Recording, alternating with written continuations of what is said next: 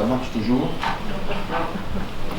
J'ai la voix qui porte moins bien que celle de M. Kouchner.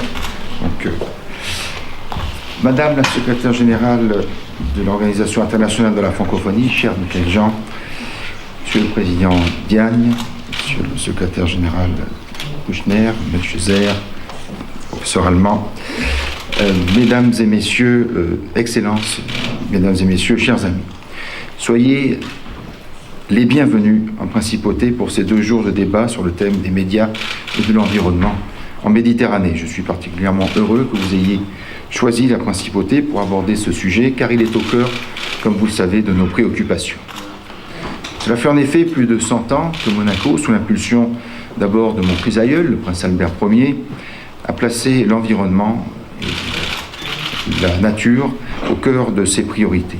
Aujourd'hui, alors que la planète tout entière prend conscience de l'importance de ce sujet, nous sommes plus que jamais mobilisés.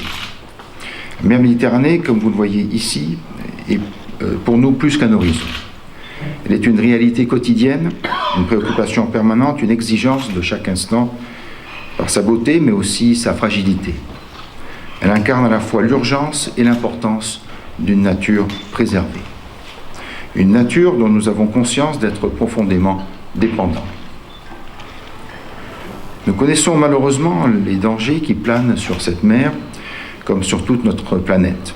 Le réchauffement climatique, la pollution, la surpêche, les possibles exploitations minières des fonds marins, les atteintes à la biodiversité, la détérioration des littoraux sont autant de périls déjà bien réels.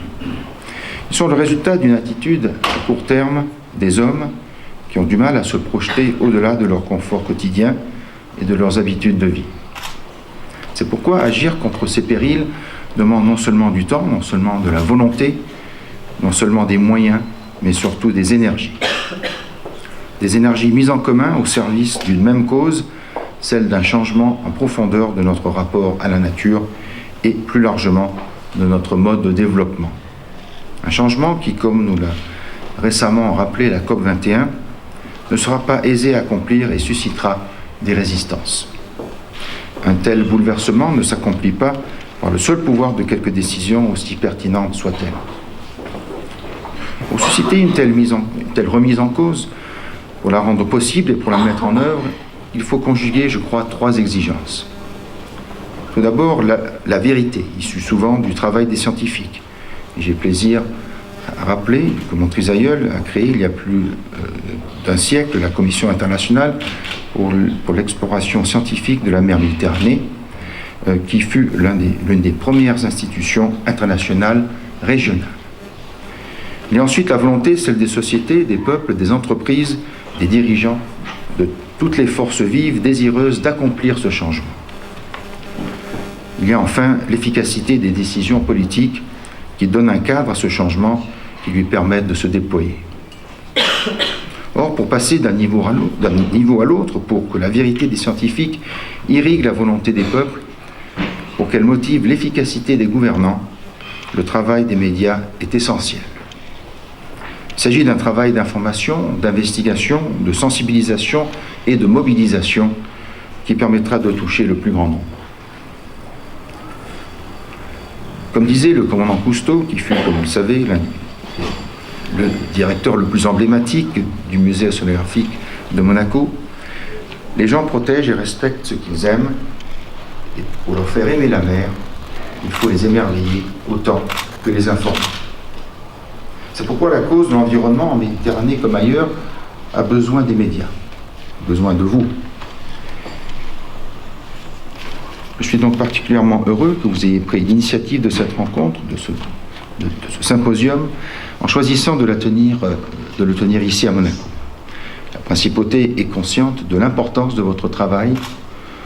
Mon gouvernement, à qui j'assigne comme priorité la sobriété énergétique et la marche vers une neutralité carbone, en est conscient.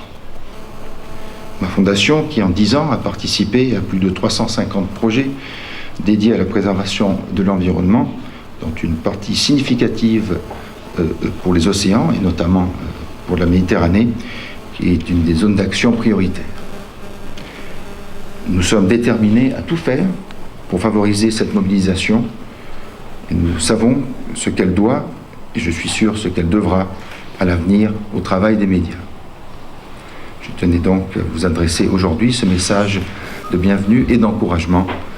Je remercie l'Union internationale de la presse francophone et ses membres de cette initiative et je vous souhaite des débats riches et féconds. Merci.